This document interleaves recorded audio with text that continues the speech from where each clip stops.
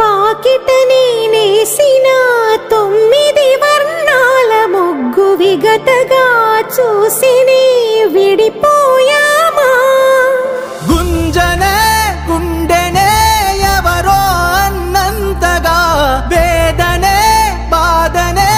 నాన్నకు గూడునే విడువక ఇన్నే ఉండొచ్చుగా ఎవడు రాసాడు ఈ రాతను ముక్కుతోనే నీ పాదాలు కడిగిన ఈ కన్నీళ్ళు రెక్కలల్లా దాసుకొని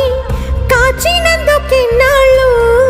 మెట్టి నింట దీపమై నీ పేరు నిలుపుతని